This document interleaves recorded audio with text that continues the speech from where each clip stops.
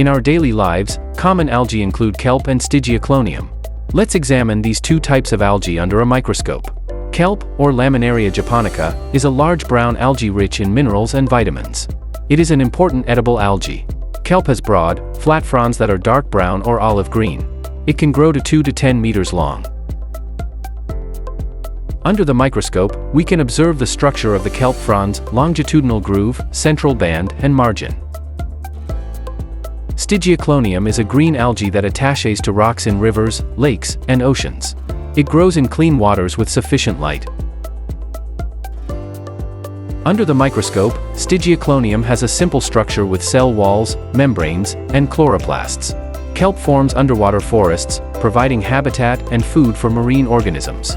Through photosynthesis, kelp absorbs sunlight and carbon dioxide, releasing oxygen.